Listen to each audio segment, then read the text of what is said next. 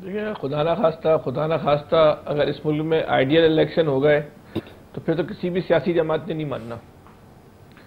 ये तो बिल्कुल तयशुदा बात है। तो इसकी बात तो अपने जहन से निकाल लीजिए। सबसे ज़्यादा मतनाज़ा इलेक्शन अगर इस मुल्क में अगर कभी हुए तो गैर जानिबदाराना होंगे, तो इसका बहरहाल कोई इम्कान भी नहीं है। अच्छा, बात दरअसल ये है कि ये जो वज़ीर-ए-आज़म साहब कह रहे हैं कि हमारा काम है इलेक्शन को शफाफ कराना, गैर जानिबदाराना कराना। हमारी इलेक्शन की तारीख के जितने भी इलेक्शन है कमो बेश सारे ही जो है उन पर इल्जामात लगे।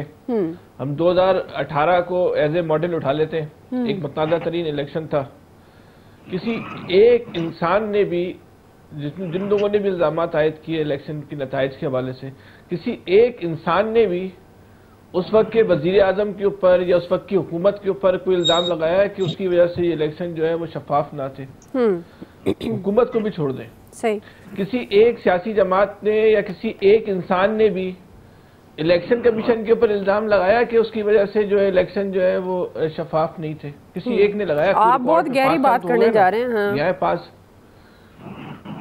नहीं, मैं तो गहरी नहीं कर रहा, आप तो गहरी बनाए नहीं इसको। नहीं, ये जाहिर है आप तरफ जाने की कोशिश कर रहे हैं।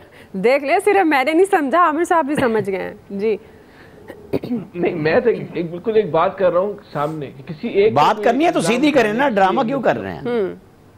नून लीग ने जो इल्जामात लगाए, सबसे ज्यादा कंपेन इलेक्शन के में धांधली की नून लीग ने चलाई ना, उसकी पूरी आप 5 साल के बयानात उठा लें जी जी, कोई एक बयान भी जो है उसका उस वक्त की हुकूमत के खिलाफ या इलेक्शन कमीशन के खिलाफ आपको नहीं मिलेगा। इसका काम ही नहीं है भाई, ना जानिबदार इलेक्शन कराना, ना शफाफ करवाना, ना गैर शफाफ कराना या जानिबदार कराना, इनका काम नहीं है। सही है जी। क्यों इन पे बेचारों को ये जबरदस्ती का वो बोलने के FIR में हमारा भी नाम है, ये तो वो वाली बात हो गई। जबरदस्ती अपनी जो है वो FIR कटवाने वाली बात है कि हम शफाफ कराए। भाई तुम कैसे कराओगे? तुम्हारी कैपेसिटी नहीं है।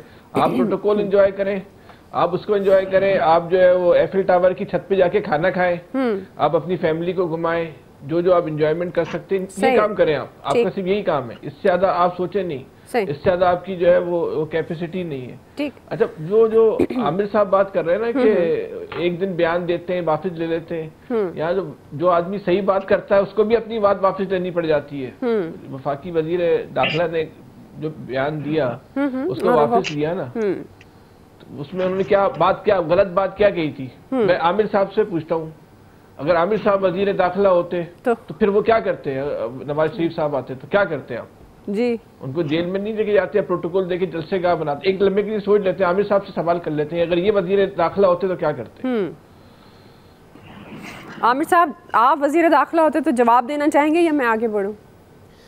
नहीं, मैं इस तरह की फजूल गुफ्तगू का हिस्सा ही बनना नहीं चाहता, क्योंकि मैंने इसीलिए उस पर तबसरा भी नहीं किया। ये आपके हाल में ये बोल नहीं सकते जी। एसआर साहब अब आप सुन पा रहे हैं? फंस गए। आप अपनी बात क्विकली कंप्लीट कर लीजिएगा साथ ही। मैं फंसता नहीं हूँ मेरे भाई, जिसकी कैपेसिटी हो, जितनी कैपेबिलिटी हो, मुझे अंदाजा है ना, तो मैं आपकी गुफ्तगू सुन रहा हूँ बस। आप चले एसआर साहब। आमिर साहब दरअसल ये कहना चाह रहे हैं कि वजीर दाखिला बनना एक फजूल किस्म की बात होती है।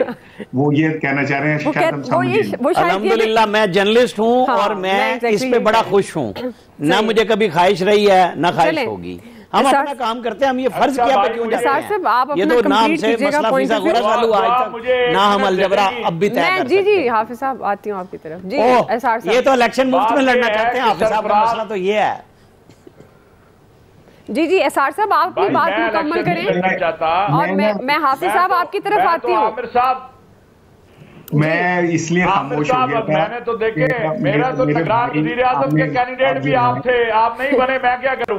चले, वैसे हाफिज साहब आपका नाम भी लिस्ट में होगा। राणा साहब को हम तो आपके लिए नेक तमन्नाओं का इजहार करते हैं। आपने तो अपना नाम छोड़ दिया ना आमिर साहब, और हम हर जगह पे करते हैं कि हाफिज साहब को मौका दें। दारुल माम होना चाहिए निगरान हुकूमत का। एक मुझे दुआ, एक मुझे बात करनी है। जी देखें, सरफराज बुख्ती साहब जो हैं, वो सरफराज बुख्ती साहब मेरे वो बहुत अजीज दोस्त हैं, भाई हैं, वो उनके बयान को जिस अंदाज में लिया और उसके ऊपर मुस्लिम लीग नवाज ने जिस तरह रिएक्शन दिया, जो है ना पत्थर मारे, ये मुनासिब बात नहीं है। ठीक है भाई, अगर मियां नवाज शरीफ साहब तशरीफ लाएंगे, कानून के मुताबिक जो सलूक होगा उनके साथ हो जाएगा, होना चाहिए। बिल्कुल। उनसे सवाल हुआ कि जी अगर वो कानून के मुताबिक उनको पकड़ना हुआ तो उन्होंने कहा जो कानून कहेगा। अब उसके ऊपर खुद राना सनाउल्लाह साहब वजीर दाखिला रहे हैं। मैं समझता हूं कि अगर आप इस तरह अब इन मनासिब की और इस तरह आप बात करेंगे तो आप खुद अपने आप को मशकूक कर रहे हैं ना। ठीक है जी। कल आप कहते थे इमरान खान साहब किसी अदालत को नहीं मानते, तो आज अगर आप भी यही रवैया इख्तियार करेंगे, मैं आपको नेक्स्ट पार्ट में मौका दूंगी, मजीद आप बात कर सकते हैं। मुझे एक्चुअली ब्रेक की तरफ भी जाना है, तो एसआर साहब क्विकली आप मुकम्मल कीजिएगा, फिर मैं डॉक्टर साहब की तरफ जाऊंगी। कुछ नहीं, बस मैं तो यही अर्ज कर रहा था कि क्योंकि मुस्लिम लीग नून के मिजाज में कानून का एहतराम है ही नहीं और अदालतों का तो बिल्कुल भी नहीं है। तो जो राना सनाउल्लाह साहब ने कहा वो बिल्कुल ठीक कहा है। राने कोई होता है क्लीन शेव जो जरा मेरे जैसा धीमा हो, नहीं तो सारे ही क्या नाम है अपने और क्या कहते हैं राना सनाउल्लाह जैसे जाराना होते हैं, वो थोड़े से राना होते हैं जो धीमे मिजाज के होते हैं। तो मैं बहरहाल क्योंकि अभी आपने ब्रेक में जाने सिर्फ एक बात कहूंगा कि माइनस इमरान खान अगर कोई इलेक्शन होंगे तो उनकी कोई क्रेडिबिलिटी मजीद बढ़ेगा।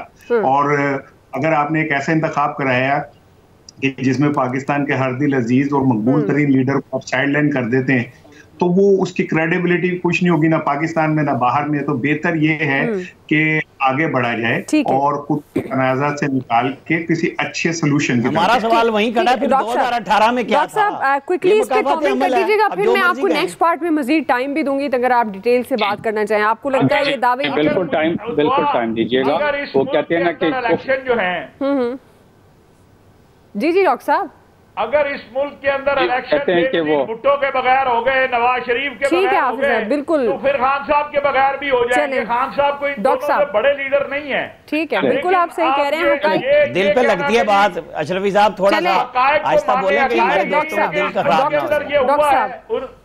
डॉक्टर साहब को कमेंट करने दीजिएगा, मुझे ब्रेक पे जाना है। मैं चाह रही थी कि इस पे डॉक्टर साहब को कमेंट ले साहब से जरा ये पूछ लें कि ये कहाँ की प्रेस रिलीज पढ़ रहे हैं ताकि मैं जरा बात को समझ लूं। ये अभी ब्रेक के बाद आकर मैं ये पूछती हूँ उनसे। जी डॉक्टर साहब, बस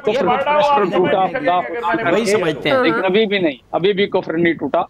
तो अगर इजाजत दी जाए तो बस बात बड़ी सिंपल सी है कि अगर वजीर दाखिला ने कोई बयान दिया है तो उसके बाद जो बयान आता है उसमें बड़ी अच्छी दुनिया में हमारी बड़ी अच्छी पजीराई हुई होगी, क्योंकि सारे सफीर जब ये बयानात सुनते हैं और पढ़ते हैं और ट्रांसक्रिप्ट जब इसकी बनती है अपने अपने मुल्कों में ये भेजते हैं कि इस मुल्क में एक शख्स आ रहा है और उसके लिए कहा जाता है कि अवाम जो चाहेगी वो करेगी, यानी कानून नहीं, अवाम चाहेगी तो एयरपोर्ट से घर ले जाएगी, अवाम चाहेगी तो एयरपोर्ट से जेल में छोड़ देगी।